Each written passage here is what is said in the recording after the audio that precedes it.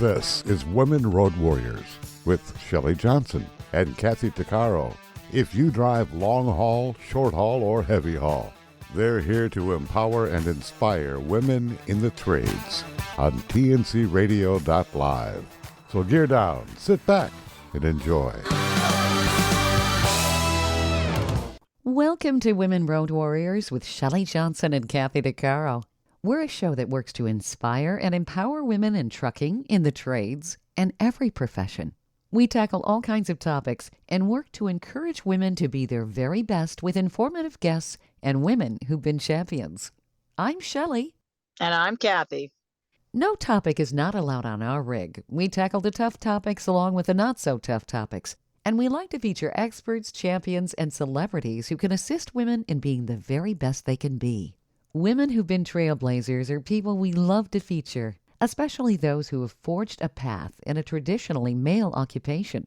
Ann Butler Montgomery is one of these people. She's worked as a TV sportscaster, newspaper and magazine writer, teacher, author, and amateur sports official in major markets around the United States. She anchored the Emmy and ACE Award-winning Sports Center at ESPN in Bristol, Connecticut. She also had a 2-year stint as the studio host for the NBA's Phoenix Suns. Ann is also a novelist, and she's taught sports reporting at Arizona State University's Walter Cronkite School of Journalism. As an amateur sports official for 40 years, she called baseball, ice hockey, soccer, and basketball games long before you saw a woman doing that. Ann is a true champion, and we're excited to have her on the show to learn more about her adventures and her victories. Welcome, Ann. Thank you for being on the show with us. Well, thank you for inviting me. I'm happy to be here. So, I thought maybe we could start with you telling us about your background and how you got into all of this. This is just marvelous. Well, originally I wanted to be a sports reporter, and that was totally absurd because it was the 1970s. And when my mother took me aside and said, so we have to pick a college, what would you like to be? I said, I'd like to be a sportscaster. And she said, don't be ridiculous. I'm trying to have a serious conversation with you. And I went, well, but that's what I want to be, Mom. And she was horrified. And it happened because I wanted to be an Olympic gold medalist in ice skating. I was an extremely mediocre ice skater, but it gave me that desire, to stand on the podium, with a gold medal. I was no good. And my parents were very good about this. I hated them at the time, but they said, you're not going to be a skater for a living. And so I skated, but unlike a lot of the other ice skaters, I had all the freedom in the world to be in theater and go to Girl Scout camp and go to football games on Friday night. So they did me a big favor. But when I told my mother that, it didn't occur to me that there simply weren't women sportscasters back then. And what had happened is in my high school, there was a broadcast crew. And one morning, for no apparent reason, I took all the sports announcements. And the other guys on the crew said, you can't do that. You're a girl. You're not allowed to read the sports. Wow. Yeah. And I got mad. And I went for you. Yeah. And the teacher happened to be the director of all the plays in school. So I was in all his plays. And he goes, if she wants to read the sports, let her read the sports. So I did. And the guys got annoyed. So they gave me theme music, and it was the theme to Mission Impossible. Dan, dan, dan, dan, right? And they started introducing me as Big Ann with the sports. They were trying to humiliate me, but I kind of liked it. And people, all the coaches and the players started handing me personally the stories about the teams. So it made perfect sense to me that when I went to college, I would get to be a sportscaster. Of course, when I went to college, all my professors said, you will never, ever be one. You're a girl. And I got in communications. They did allow me to cover sports at my university. However, the football coach, the basketball coach, and the baseball coach all refused to speak to me. So what I learned is that all the other teams were delighted for any coverage. The wrestling team, the swimming team, the gymnastic team, the soccer team, they never got any attention. So they were delighted when I would come out to interview them. Well, that was great. Got my degree, got out of school, moved to Washington, D.C., and couldn't find a single place that would even let me apply. Wow. So I became a waitress in a fancy Georgetown restaurant, which was kind of like living in a candy store. It was lovely, great fun. And my parents came down and had an intervention. They said, we put you through college to be a waitress. And I said, well, Mom, I'm not just a waitress, because a funny thing happened in Washington. One night I went to a Washington Capitals game. I grew up in an arena. I'm at the hockey game with my aunt, and her friend was an amateur ice hockey official. And he was bemoaning the fact that there simply weren't any women officials. And my aunt goes, well, Annie can skate. It never occurred to her or me that hockey skates and figure skates were different. Do you guys know the difference? I know they're different, but I Yes. can't tell you exactly why. Figure skates have toe picks. Okay. On the Yeah. and lazy, bad skaters like me, you get up on your toe picks, you land on your toe picks. But hockey skates don't have any. So I'd never been on the skates before I went to do my first hockey game. And they were 5-year-old little kids, with their jerseys down to their ankles, leaning on those little sawed-off sticks with their helmets all askew. And I skated out there, took the puck. I'm ready for my first face-off, and I fell. And I'm lying on the ice looking at 5-year-olds. And I couldn't stand up.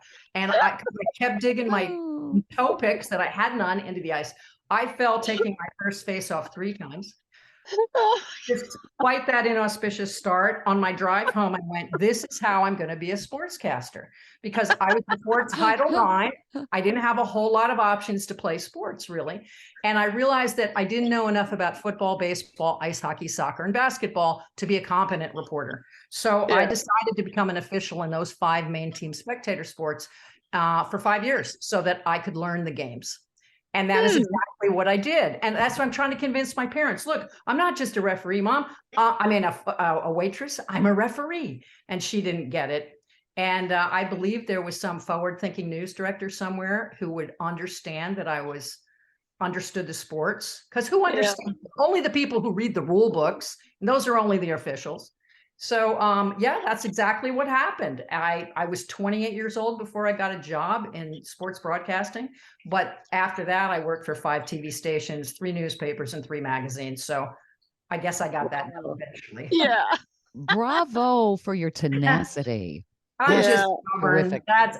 Say no to me, and I will prove you wrong. Yep. Yeah. That's what it takes. And I'm very, I'm very delighted that people did tell me no, because maybe I wouldn't have tried as hard. If it had been easy, maybe I would have gotten bored with it, It's amazing. I think sports is one of the last areas of broadcasting women actually were venturing, and it really has only been, I want to say, within the last 10, 15 years, you're seeing more of it. Well, and even that, there's not a whole lot. Yeah. No, and the problem is that there still aren't good jobs for women in sports. When I was in sports, come on, it was before we had streaming and before there was cable, and cable had just started. So the bottom line is every town had NBC, ABC, and CBS, and they all had 2 sportscasters, and that was it. Those were the only jobs in broadcasting. All these years later, it really isn't that much better. Big cities, they always have 1 woman on the staff. But the bottom line is, when you see women nationally, what are they doing? What's the one job they give to women sportscasters? I don't know.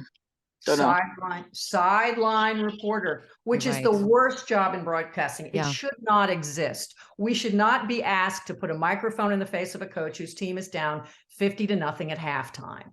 It's horrible. And it was invented so that networks and stations can say, look, aren't we great? We got a woman on the sidelines. Sure, well, we have a token female. Yes, and they almost never talk about sports. They talk about injuries.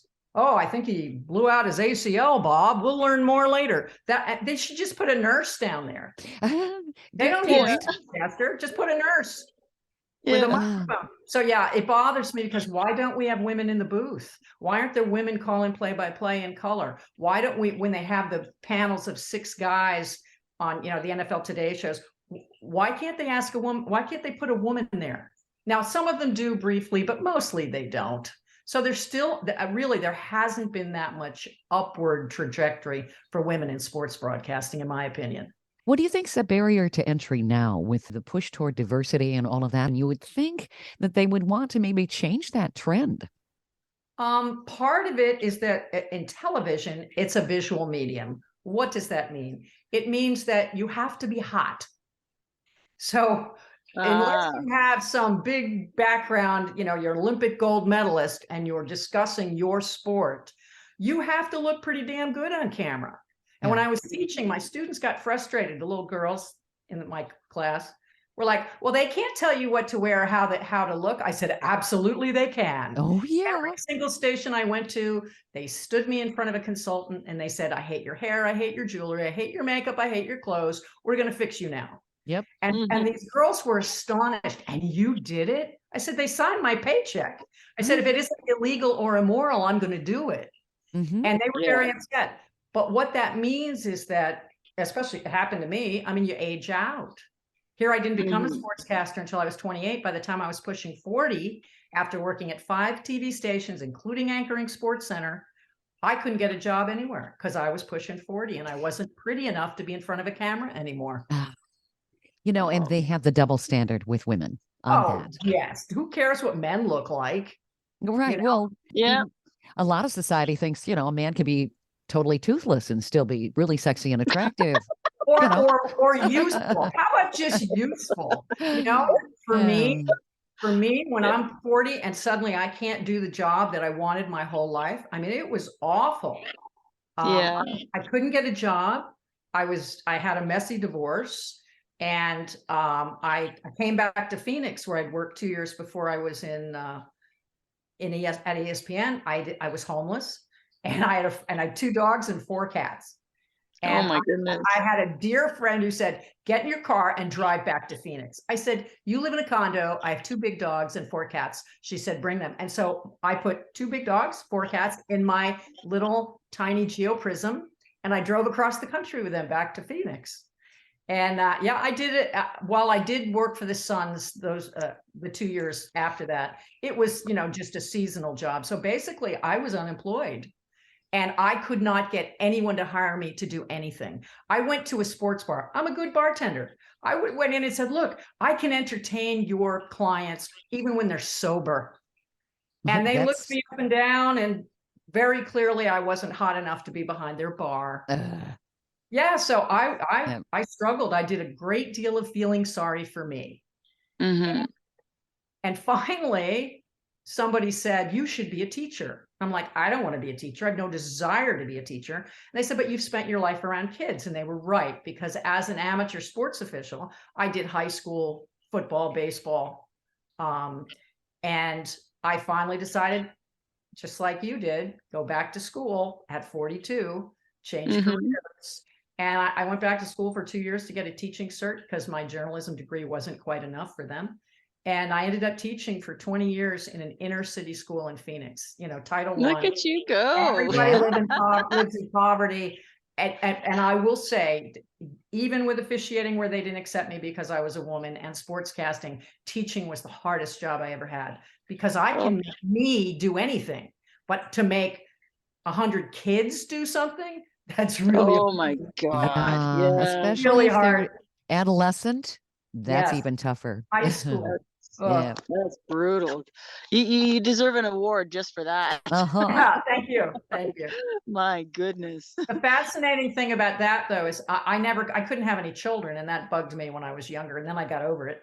And then I became a mom. I became a foster mom because I was a teacher.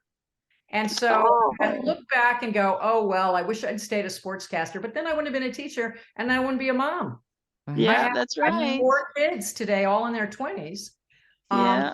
And because they were my former students who ended up homeless or ended up in the foster care system. So I wouldn't change anything, even though I went through some bad years. I wouldn't change any of it. Yeah, because everything that happens to us, whether good or bad, leads us to the next level in our life. And that level actually requires us to personally change and view our viewpoints. And in order to do that, you need to go through it, right? Yeah. And that's how you learn and grow and get a backbone and look back. And you're like, well, and you just said it. Had I been a sportscaster, I wouldn't have these 4 kids. Yeah. And the weird thing is, I used to tell my students, I said, who wants to be happy 24 hours a day, every day of your life? And they all raised their hands. I'm like, well, if you're happy all the time, how do you know it? If you haven't gone through the low parts of your life, how can you appreciate happiness? So That's right. I look back on those times and the struggles, because, I took a lot of crap for being an official and for being a sportscaster. And I still would do it because it makes the happy times so much better. Yeah. Yeah. I agree. Stay tuned for more of Women Road Warriors coming up. Industry movement Trucking Moves America Forward is telling the story of the industry. Our safety champions, the women of trucking, independent contractors, the next generation of truckers, and more. Help us promote the best of our industry. Share your story and what you love about trucking. Share images of a moment you're proud of. And join us on social media. Learn more at truckingmovesamerica.com. Welcome back to Women Road Warriors with Shelley Johnson and Kathy Tuccaro. But like I speak to a lot of youth now. What I do everywhere I travel, I make a point. Like, I'll give you an example. I go to Barbados or the Caribbean islands. I make a point of before I go, organizing with all the schools that I go. I'm going to go talk to the kids. I'm going to go talk to the youth, whether it's the little tykes about good touch, bad touch, or I'm going to go talk to the young girls, or there's juvenile homes that are only strictly boys. And I make a point of reaching out to them because they're the most vulnerable.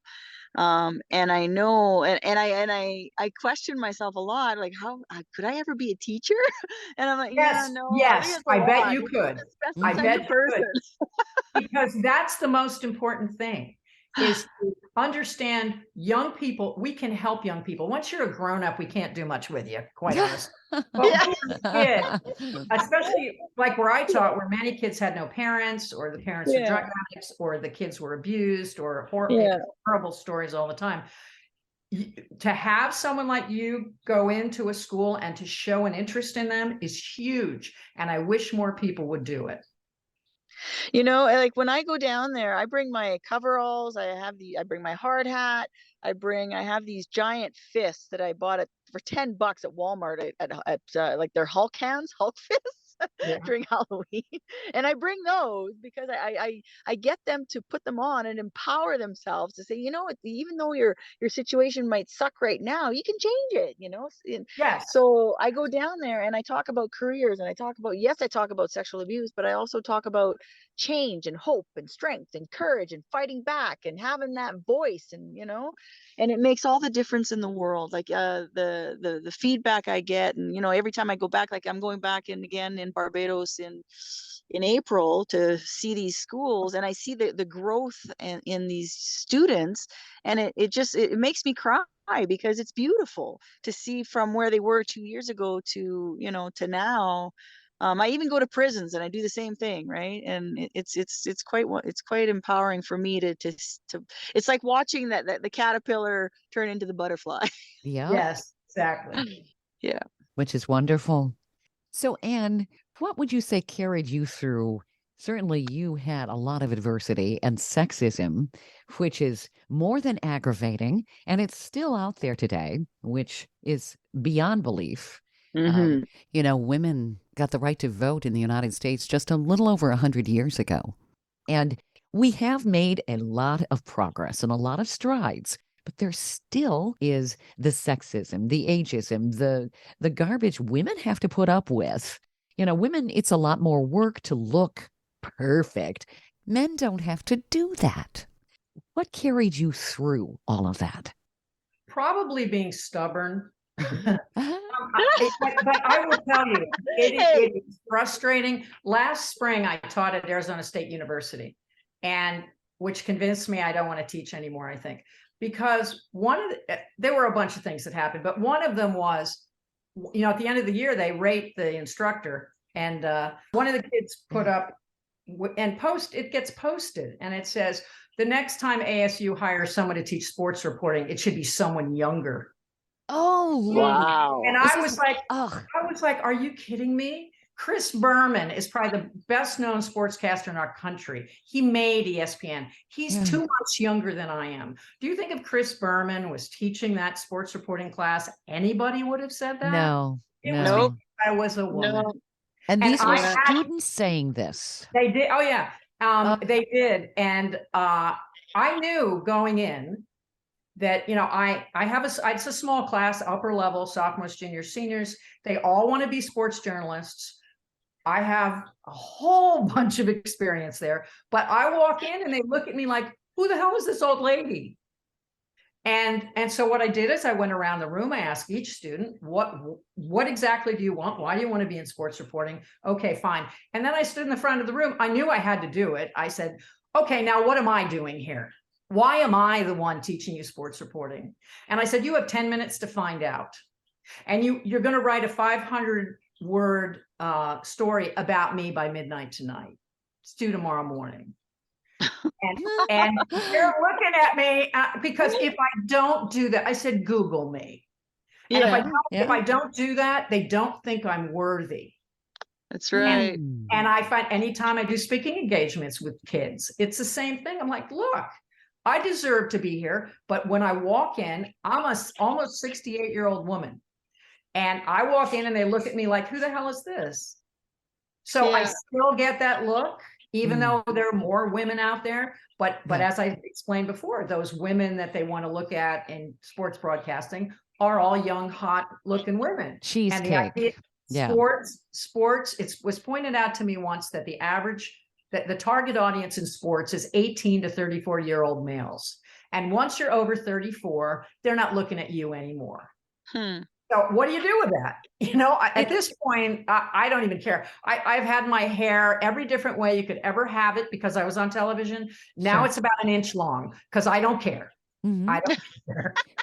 Well, I'm like, it can't be always just about my hair. I was on ESPN one night. I did a great show, called my mother, said, hey, Mom, did you watch the show? She said, yes, I hated your hair. I'm like, great, Mom, even you. Did you hear anything I said? Yeah. I find it just amazing that students just last year with the 21st century, that they would be so ageist and sexist. Shame on them. They have no shame trouble on them. They have shame on them. You better not, especially in college, make anyone feel uncomfortable because of who they are, but they have absolutely no problem with dissing old people. They really don't. Wow. Unbelievable. Yet, and of course, to them, anybody over 40 is ancient. When I was teaching high school, I just, for the hell of it, said, okay, guys, what do you think is old age? Hold the class. They decided that you're old when you're 24. Oh my gosh. I went, in 30 years, call me. See how you feel about that. Exactly. Oh my. But a lot of it's the messaging. I think especially in North America, the TNA, the cheesecake, I know. And look at social media. I see my former students, brilliant girls, some in college and everything, and they're in the little, strapless stuff, showing their butts and kissing the screen, if you know what I mean. Oh, sure. And I'm like, is that all you're doing, ladies? Is showing your butt on the internet? Yeah. I said, can we not do that, please? It's not really necessary. Let's see what you've accomplished in life so far. Yeah. But they don't put that on there. It's the cheesecake photos and the cleavage. Right. I can tell we still have a ways to go. No doubt. Like even in my world, heavy equipment operating and truck driving, there, other than going to the Women in Trucking conference in Dallas, where there was 1,700 women there, it was freaking awesome. But up until that moment, like you barely see women operating heavy equipment, especially the large equipment. Like we have 170 on our crew, and we are now whittled down to 7 women. And they're not rehiring like other women. It just seems to, it's almost as if they put on that, okay, sure, women are great, but yet they barely hire us. Yeah. But I will say one thing about looks, and it's totally wrong, but it's totally true. If you're good looking, you get to step in front of the line. You do. And no one likes to admit that, but it's true. And then when you're no longer that good looking, it still bugs me. I used to be able to, turn some heads. And now I'm like, no one's even looking. You know what I get a kick out of is I make a point of bringing femininity into the world of the trades of heavy equipment. I mean, all my book events, everywhere I go, and I do a lot of public speaking. I make sure I got the nails, the hair, the heels, the nice sexy clothes, the dress, just because people have an image of what they think a woman heavy equipment operator looks like. And when they I look understand. at me, like at all my book events, even in Barnes and Noble, they look at me and I have a 6-foot high poster with 3 foot wide, because all you see is my truck. And I put that on the cover. And here I am standing beside the wheel in my little coverall. So they look at me all dolled up, all pretty. And then they look at the job and they're like, you can't, that's not you. There's no way. Exactly. And I did the exact same thing, especially when I was umpiring baseball and refereeing football, because the guys would see me on the field, and I'm a mess, of course, because I'm officiating. And then whenever there were banquets or people went out afterwards, I did the same thing, did my hair, did my makeup, got dressed up. And I often called games and went out, and everybody's after the game, they didn't know I was the same person. Yeah. Right? And they had this idea of what a woman umpire is supposed to look like. And I was doing exactly what you did. I'm trying to make them understand it's not a stereotype. That's right. Yeah. That's right. And when I'm at work, people, because now I'm quite public, and so all my coworkers, well, how come you don't look like that when you're at work? Get real. I mean, come on, we're playing in Because the that sandbox takes too much effort. There's so much effort. Yeah. Besides, we all have the same costumes. We all look like Smurfs, so whatever. So, Anne, why do you think women are still pigeonholed? I think we've made progress, and we are making progress, but it seems like people still want to put us in that gilded cage. I was talking to my partner about this the other night, and someone asked me about the people that have accepted me in those roles that are not usually for women, and the ones who have not. And we came to one conclusion, that the men who didn't accept me were the ones who were not horribly successful, like in sports. Like the people that have been the professional players who are broadcasters would be nice to me, but the guys who never made their high school team, they were crappy. Okay. And so I think some of that was a little bit of I don't know, a little jealousy or something. But some people are still raised to think women are supposed to be staying at home raising the kids. Hey, even in the mine, there's still men that think that women don't belong there. Oh, of course. And I'm very fortunate that for example, are you guys, either one of you, football fans? I watched the Super Bowl. Okay. All right. Well, let me explain something. On a football field, there's only one referee. Everybody, it's a good way to win beer. How many referees are on a football field? Every level of football is the same. There's only one referee. The referee's the one with the white hat. Right. The referee's the one in charge. They're the crew chief. Everybody else wears a black hat, and they're umpires and side judges and back judges. They have different positions. But the referee and crew chief is the boss. So my first 14 years of officiating, I kept getting thrown off football crews because the men said, we're never going to get the state championship with you on our crew because you're a woman. Wow. And they were right. Wow. They were absolutely right. So one day I said, screw it. I'm going to become the referee. I'm going to become the one in charge. And I'm going to stand in a meeting of 500 men. And I'm going to, when they say, okay, any referees who need people on your crew, stand. And then people would come to you to be on your crew. And I stood up. I said, I'm a referee. And it took a lot of work. It wasn't that easy. But the men who joined my crew understood that they were never going to get the 5A state championship. And that we would work hard, have a good time. They'd learn a lot because I'm a damn good official. And that's what, and then would take crap for being on my crew. And yet I had men who stayed with me 14 years, 12 years. We never got. I like you. Yeah. But the bottom line is they knew what they were getting. Love your I'm attitude. the boss, guys. Yeah, and, there you go. For 24 years, I was the referee. So I miss that. I also miss sometimes when I'd walk off the field at the end of a game, fans would go, oh my God, the ref's a girl. And I'd go, yeah. And then I'd get offended because they couldn't tell I was a woman. It's like, oh, that's great that you didn't know I was a woman. So I must be a pretty good referee, but I must be a pretty unattractive woman. So I don't know. Oh my God. Did you find was there a lot of other women at all? Like, did you ever come across some? I know a friend of mine in LA, his mom is a referee for some football, but I can't remember her name right off the right now, but there's some, and I went to football camp a couple years up in Reno, and believe it or not, officials have camps. I actually went to umpire school for 5 weeks, me and 105 men. But 1 year there were 5 women. It was fascinating. And going back to getting dressed up, here we did the whole camp. We're all a mess all the time. And the night before, they had a banquet at the end. And we all got dressed up. It was like being in college again. And we're all getting dressed up. We're doing each other's makeup. And you should have seen those guys when we all marched into that banquet. Yeah. Who the hell are those girls? Yeah.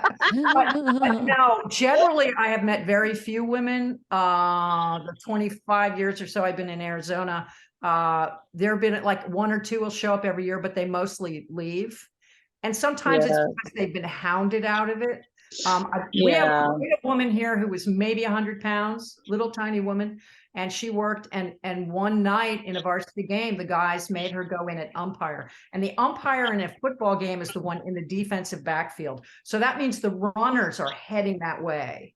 And she got hit and broke her orbital bone and her cheek. And Goodness. Most men won't work that position. They did it intentionally to embarrass her and to set her up. Yeah, they did. Ugh. And honestly, I wouldn't have taken that bait.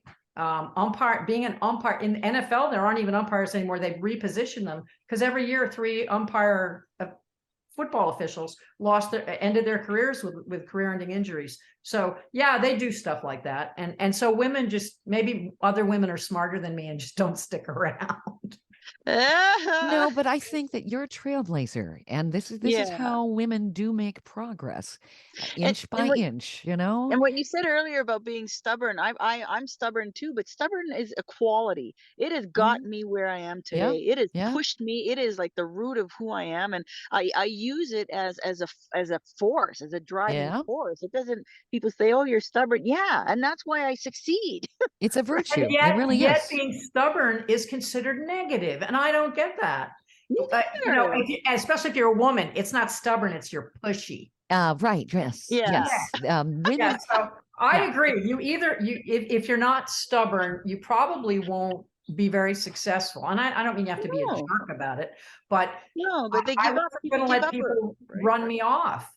Yeah. And I was heartbroken when I had to retire from football. I called my last game in 2019. I have a degenerative spine. I've had rotator cuff surgery twice. I broke, everything. Remember when they told us sports were good for us? Yeah. That was a lie. That was a big lie.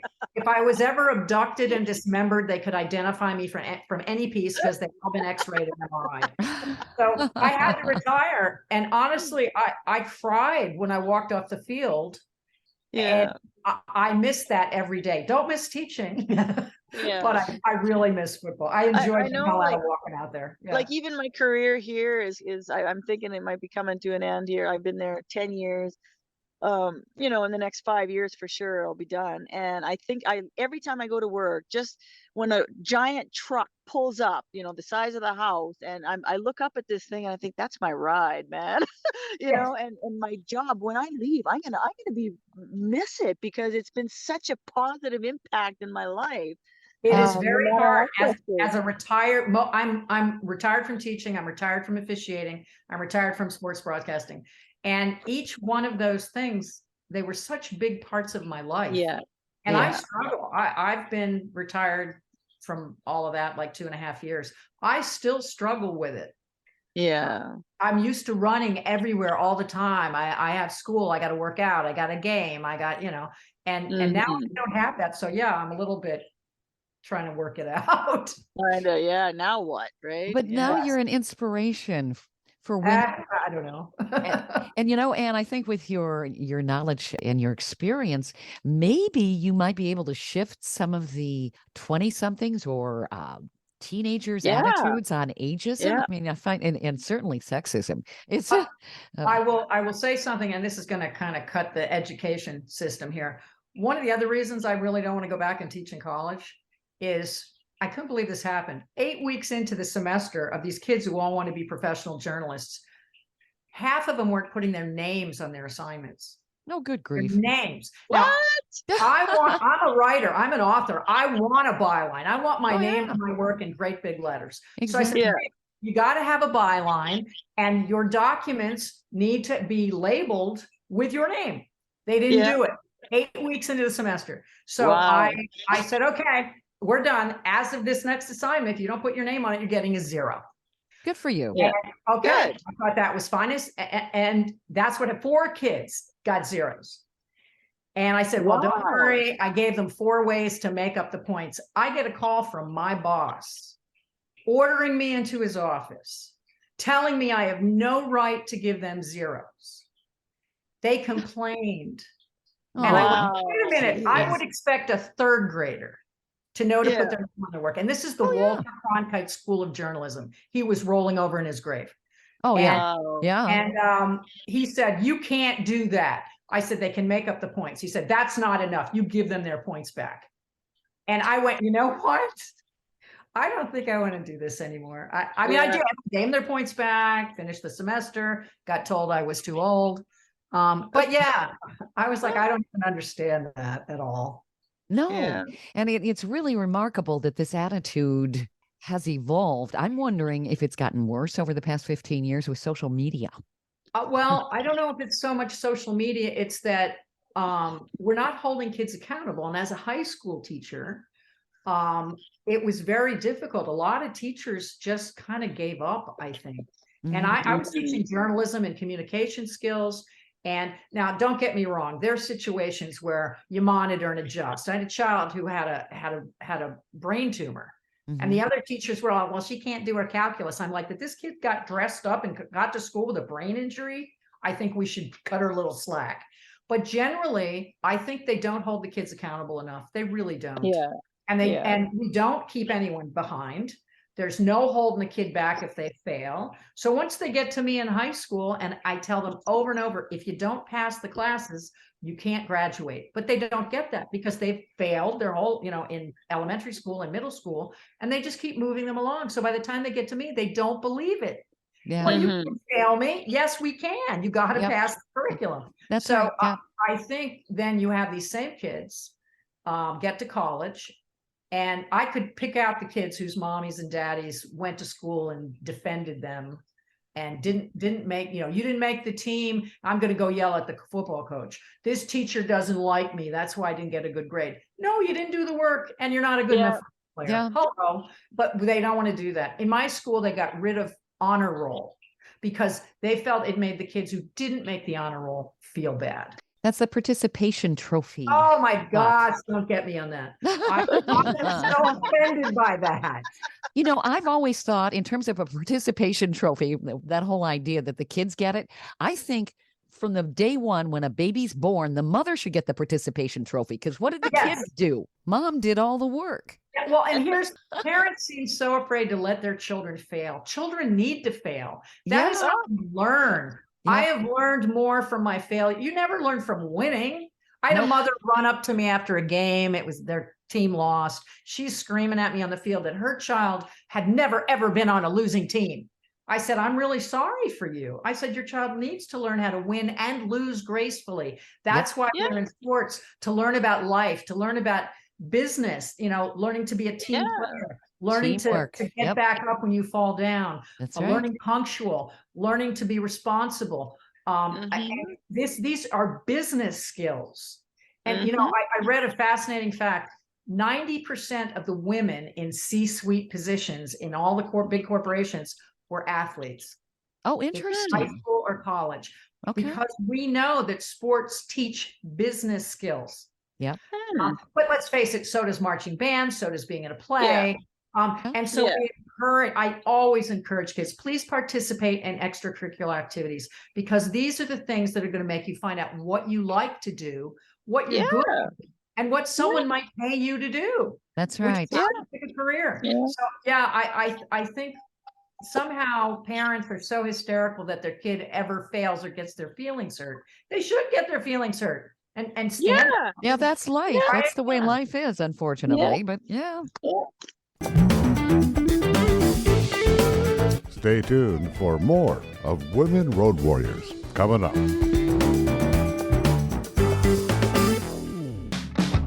Trucking Moves America Forward, or TMAF, is building a positive image of trucking by telling the story of the hardworking drivers and industry professionals who support the industry. And you can be a part of it. Learn more about TMAF and how you can join and be a part of the industry movement working to build a strong image of trucking by visiting TMAF's website at truckingmovesamerica.com.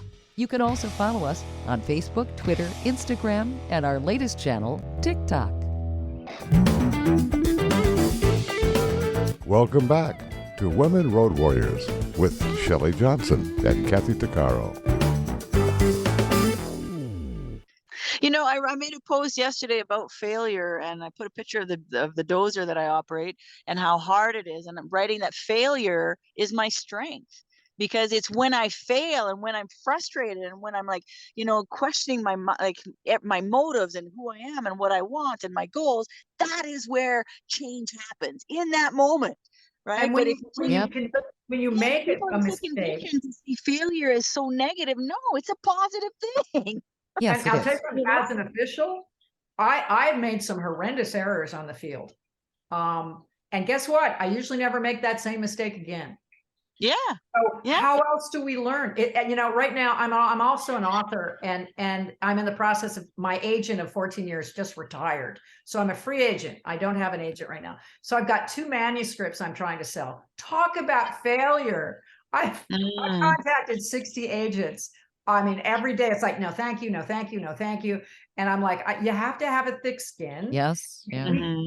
Forcing children to not ever be disappointed. How are they going to develop a thick skin? They aren't. They're going to be super fragile all their lives. Yeah. And life is not like that.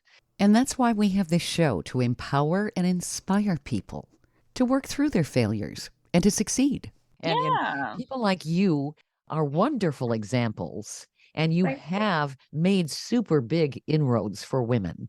You're one of the trailblazers. I mean, absolutely. Think about it. You're kind of like a Barbara Walters of sports. Oh, now I'm going to cry. My mother, who is 98, still reads the New York Times and the Wall Street Journal and watches the news, and will tell you she's losing her mind, but can tell you about what's happening anywhere on the planet, was a reporter in the 1950s. Wow. Okay. And you would have thought she would have been delighted I wanted to be a reporter. Yeah. Now, if I wanted to be Barbara Walters, that would have been great. But she didn't get the sports bit. She didn't understand that part. But you're a trailblazer. But I will say this: if it wasn't for Barbara Walters, because I was in high school or in college, in high school and college when she came up, maybe I would have never gotten the idea. Now, I saw her on TV and I went, oh, well, she's on TV. Why can't I be on TV? Exactly. Yeah. So I'm guessing that probably gave me some motivation. Sure. So you've got a victory there. You've inspired others. Girls need to see that. I mean, it's what you see. They do. Because they model what they see. That's just the way it is. And you've been a wonderful model. And certainly there's progress. There's a lot of progress that women need to make. It's breaking through that glass ceiling or that barn door, or whatever we need to do. But we can do it for sure. What would you say, Anne, is the biggest characteristic that women need to have to make these inroads? Certainly you had those characteristics and you kept doing it. I think we have to get back up when we've been knocked down. Yep. And that's hard to do sometimes. I mean, when lots of voices are against you, and I've been in rooms where there are 400 men and just me. And I've been in classrooms where we have rules clinics and things where I'm the only woman all the time. And I understand some men make it very, very clear that they don't want me there. And I ignore them. Good for and you. You have to get over. Look, my attitude, I'm not going to tell you I never cried. I did, but I didn't do it in front of anybody. Yeah. I came home and cried. Yeah. I was never going to, that old adage, never let them see you cry. I believe that. And I think women, we get our feelings hurt, and we tend to, oh gosh, you're going to hate that I say this. Women are generally more emotional than men. They are. I think we are. It's just nature made us that way. Yeah. But I think you can't get so crushed by the cruel things people do. And I've had some pretty cruel things done to me.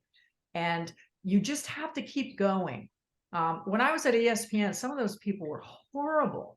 They did things to make me look bad on the air. They put me down, and I could have just given up. And I just wasn't willing to do that. And I wasn't willing to let them see me when I was hurt. So I think we need to toughen up, maybe. Yeah, Yeah. an old shovel operator at the beginning of the set, he's been operating for, I don't know, something like 35 years, 40 years, whatever. And he's kind of scary. He kind of reminds me of the Grinch. Anyway, so I'm dozing, I'm cleaning up his shovel pit, and he gave me a lid call, and he says, "How do you think you're doing?" And I said, "Well, I said, I know I'm making mistakes, and but I'm working hard, and I'm trying this and that." And he says, "The best piece of advice that you'll ever hear," and he says, "I'm going to give it to you right now." He says, "Take the emotion out of it." Yes. He says, "You're Yeah. women. You're different than men." He We says, are. "The best thing you're going to do, what you're going to get frustrated, you're going to make mistakes, you're going to do all that. Take the emotion out of it, Kathy." And you know what? For the rest of the set, because I worked 14 on, I did that. And when I was getting frustrated, I just stopped, and I had a stop and think moment. And I'm like, okay, let's just regroup here. Right? Yeah. Yeah. And he said, make it a game. You're in a sandbox. Play with the equipment. Be aggressive. Don't just putz around. He says the machines are built for this. And But so we don't teach girls this. We don't teach no. girls to go out and try hard, and it's, I'm going to anger people here, but it's the cheerleader conundrum. Yeah. I hate the idea of cheerleaders. I really do. And people get upset with that. But my attitude is, I don't want girls standing on the sidelines cheering for guys. I want girls on the field, working hard, sweating, falling down, and we don't push girls enough to do that. Yeah. And it bothers me because I think you learn, Kathy, by being on your truck and trying things, and maybe sometimes it's scary and maybe sometimes it doesn't work, but then you go try it again. I don't think we're instilling that in girls enough. I think you're right. Yep. You're right. Yeah, absolutely. We need more people like you, Anne. Thank you. Yep. Stay tuned for more of Women Road Warriors coming up.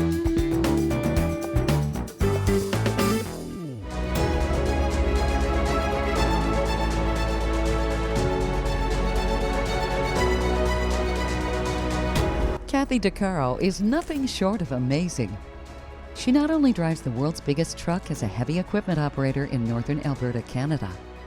She's an international motivational speaker and the author of Dream Big, an autobiography about overcoming a lifetime of trauma and abuse that led to dreams of success. Kathy inspires people the world over to change their lives and improve their self-worth. Her book will change your life. She's passionate about personal growth and believes anyone can change their circumstances and overcome their obstacles if they believe in themselves. Her life will amaze you and seriously inspire you. Be sure to order a copy of her book, Dream Big, on Amazon.com.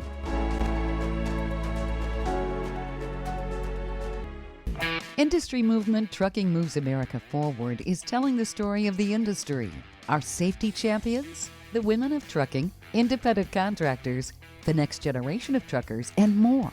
Help us promote the best of our industry. Share your story and what you love about trucking. Share images of a moment you're proud of. And join us on social media. Learn more at truckingmovesamerica.com. Welcome back to Women Road Warriors with Shelley Johnson and Kathy DeCaro. Where do people find your books? Do you have a website? Yes, I do. AnneMontgomeryWriter.com, and that's Anne with an E. So it's AnneMontgomeryWriter.com. I have 5 published books right now, and the irony in my world is that I don't write about sports. Everyone's like, why do you write sports novels? I'm like, I'm not interested anymore. I write about issues. When I became a teacher and I realized what a spoiled brat I'd been growing up with my Title I students, I ran a support group for a while, girls who'd been raped, for example, and kids who parents in prison and foster care and all that. And I found myself writing novels about issues like that. I mean, I have a book about a serial rapist in a national park.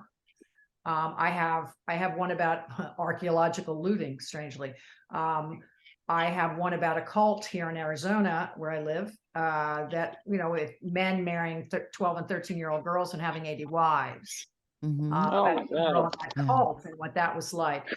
So I write about all kinds of different things that have nothing to do with sports. So it's I didn't want to thought-provoking. disappoint anybody if they went looking for sports books. No, but these are thought-provoking novels. Those are important.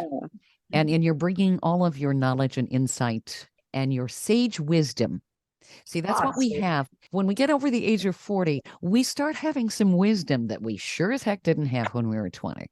Now, you remember when you were 20 and you knew everything? Oh, and yes. then you hit 40 and you knew nothing? Uh-huh. Oh, I think we start over again. Absolutely. Yeah. Thank you so much, Anne. This has been absolutely wonderful having you on. And what is your website again so that people can check that out? It's AnneMontgomeryWriter.com. And again, that's Anne with an E. I really appreciate you being on the show with us. This has been marvelous. It really has, Anne. Well, I've enjoyed it. Oh, it's been absolutely delightful. You're my new hero. My God. Yeah. Oh, thank you. And I like those big trucks. As I said, I'm a mineral collector, and I used to look at those trucks and wish I had one out in the desert when I collect here. I'm like, I wish I had a big truck to dig up the ground, but I would fix the ground when I'm done. I wouldn't leave a mess. Yeah. It's so interesting talking with you. Thank you so much. I really enjoyed it. Thank you, Anne. It's been great having you on the show. You've been listening to Women Road Warriors with Shelley Johnson and Kathy Tuccaro. If you want to be a guest on the show or have a topic or feedback, email us at info@tncradio.live.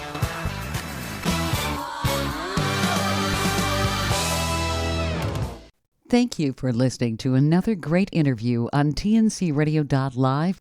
And don't forget, be sure to subscribe to our podcast of Women Road Warriors. It's free. All of the material you hear on tncradio.live on our website, our broadcasts, or our podcasts are copyrighted. There can be no distribution without the express consent of tncradio.live and its partners.